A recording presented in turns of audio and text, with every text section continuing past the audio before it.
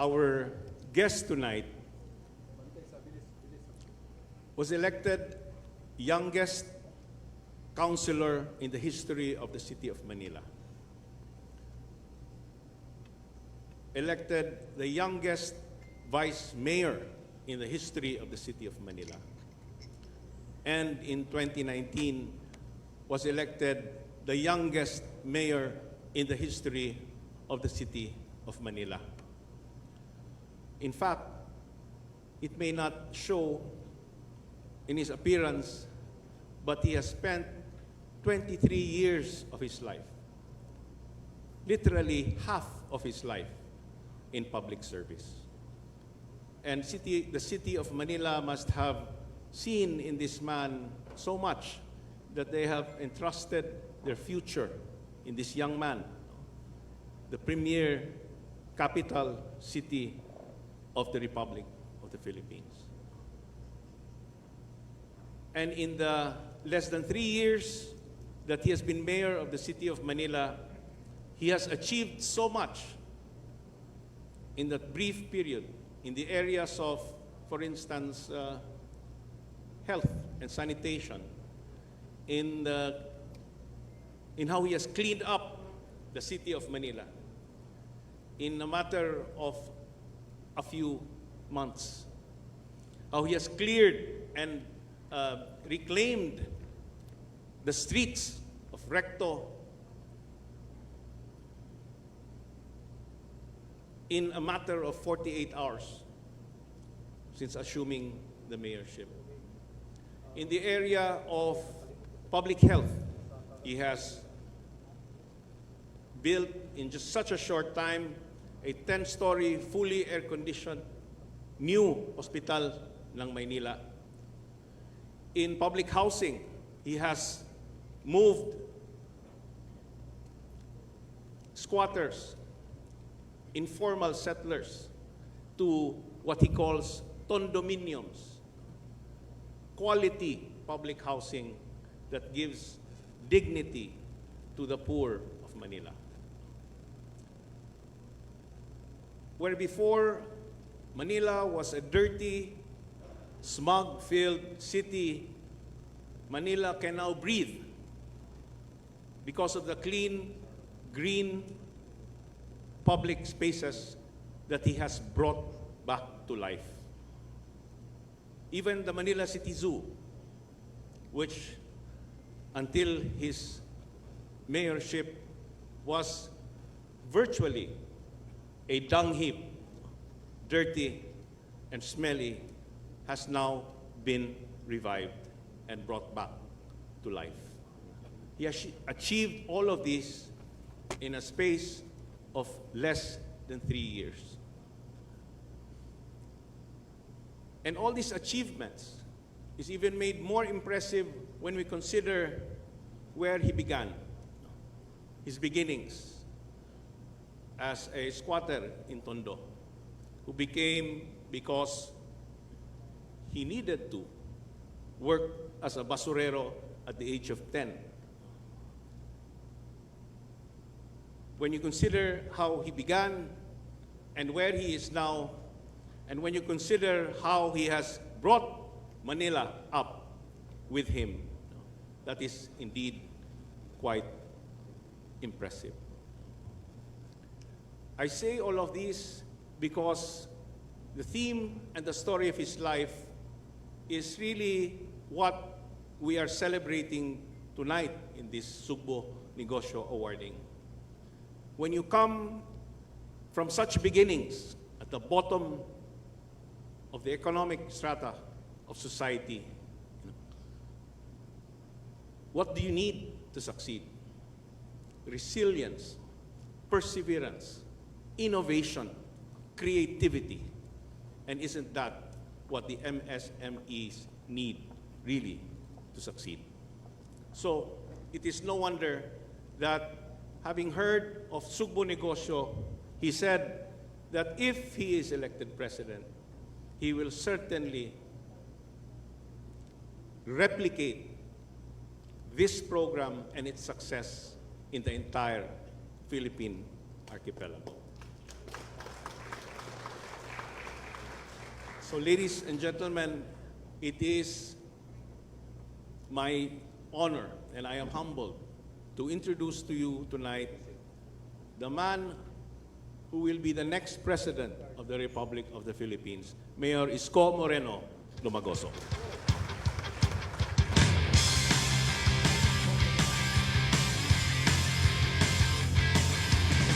Nakakapagod na ang ating sinapit, malita pusin na. Huwag tayo mang paggamit. Maraming salamat, Congressman PJ Garcia, sa madamdamin mong pagpapakilala sa akin. Para ko na pong kapatid si PJ, kabisado po niya yung buong buhay ko eh. Naikwento niya na po lahat ang naganap sa 3 taon ng buhay ko at bahagi ng buhay ko nung ako'y bata pa. Maraming salamat sa mainam at I'm humbled and honored with that pagpapakilala sa inyong lingkod. Sa ating pong minamahal, maganda, makisig na para bang kahit na babae, makisig kumilos, lalo na nung panahon ng pandemya. Lagi kitang pinapanood. You know, there's this in leadership. Sometimes, susukatin ka ng pagkakataon. But I'm really honored to be close to your family, seeing you leading millions of Cebuano, trying to save as many as possible, taking care of your people during those trying and challenging days of our lives. Governor Gwen Garcia, maraming salamat po sa iyo. To our Mayor of the City of Cebu, maraming salamat, Mayor Rama. At totoo po yun nabanggit niya kanina, ay kami po'y nagkasama na ng ilang organisasyon, no? Simula pa ng PCL. Pagka titingnan po ninyo ko ngayon, hindi mamamukat isipin na yung sinabi ni Congressman PJ kanina, that half of my life was dedicated to public service. And that is true. I am now 19 years old. Naintindihan nyo na yun. I'm 47 years old. And Mike Rama, our former President, PCL, in Vice Mayor's League, patagal ko rin siya nakasama. Maraming salamat sa iyo, Mayor Mike. Ang aming pong partner sa IATF at lagi namin kasama sa Zoom. Almost every week, I think thrice a week, no? In Metro Manila. No? Talagang napakahirap po ng posisyon niya. Minsan po napagkakausapan namin ni Ambassador Lito Banayo on how hard it is on defending such policy, no? But he has to, because that's part of the job. And sa totoo lamang, Hari, natutuwa kami talaga sa iyo on how to really, make a point on something. We may disagree and agree on something. What matters most at the end of the day, we must excel from our field of undertaking. And I think, Secretary Harry Roque, you excelled in your field of undertaking, Senator Harry Roque. Sa ating pong mga board member, Vice Governor, mga mayor, mga ahensya ng national government, at sa ating minamahal na sekretaryo sa Visayas, kay Sec Mike, at nandito, at nire-represent siya ni Yusek Jonji, at saka ng kanyang mga kasama sa opisina ni Sec Mike na amin ding kaibigan, at sa lahat po ng mga lokal na opisyal din, nakasama ng mga mayor, mga kawani at kapwa ko lingkod bayan, mayong gabi. Pasado ba? Sabi ko kanina kay PJ, mga 5 araw pa ako rito sa Cebu, madadali ko na itong Cebu. Marunong na ako mag-Cebuano malamang. Kasi kanina habang nagpapaliwanag dito si Yusek John G, meron siyang binanggit na isang sentence. Tapos kinuwento ko sa Tagalog kay kung PJ, tama yung interpretasyon ko. I have to learn fast.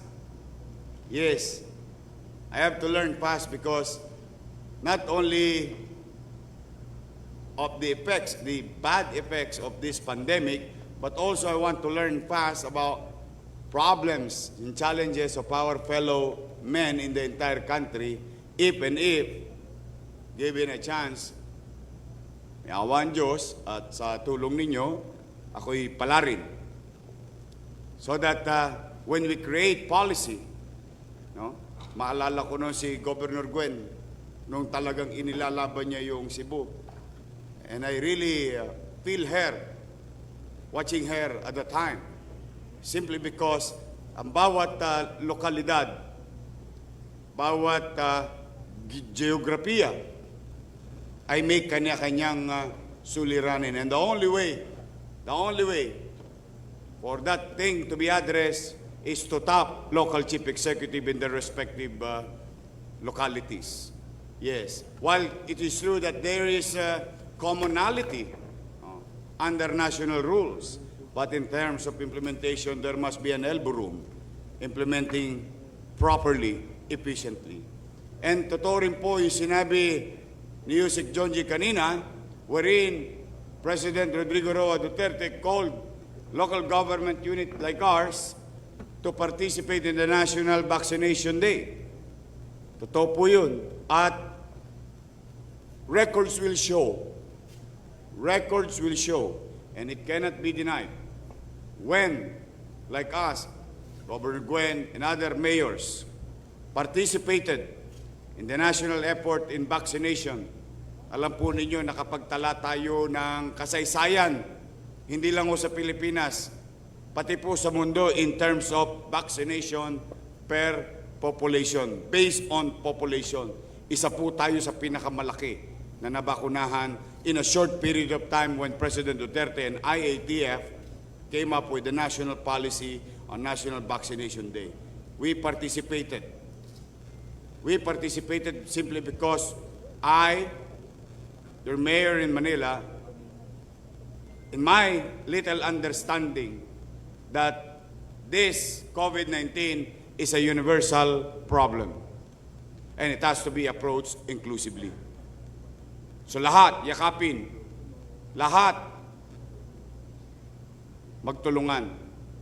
In fact, modesty aside, when we acquired most desired or pinakamahirap hanapin ng mga gamot, katulad ng remdesivir, tocilizumab, now molnupiravir, and bericitinib.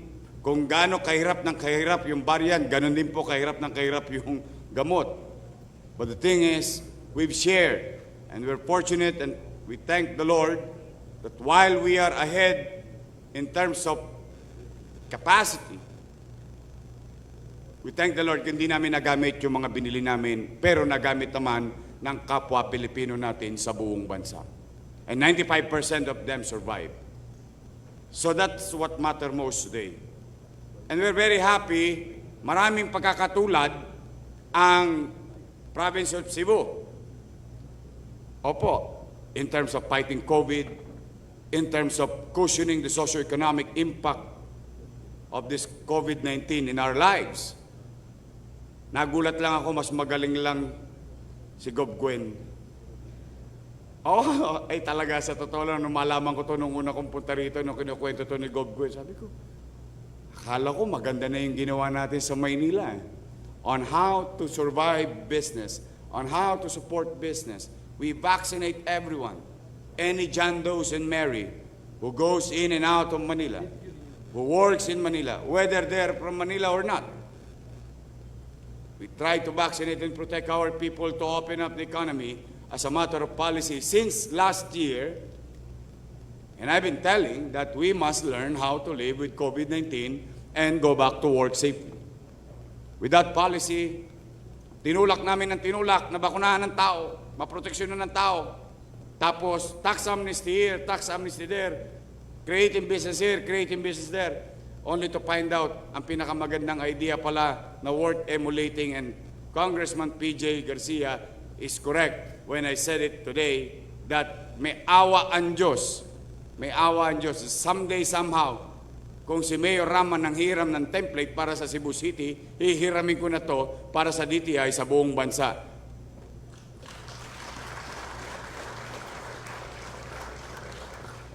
Pakopya. Opo, ay hindi naman po ako nahihiya. It's been told and said for so many times. Like, you know, Mr. Gobon Pued did in Naga area.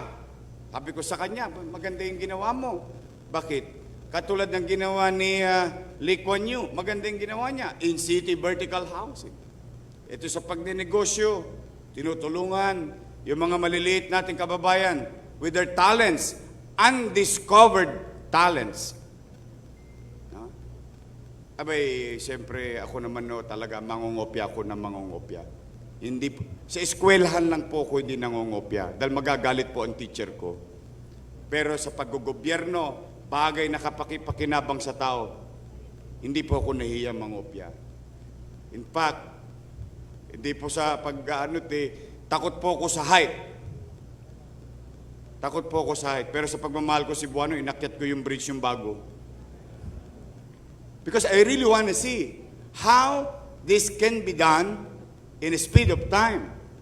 Such magnificent infrastructure that creates commerce, more efficiency, more ease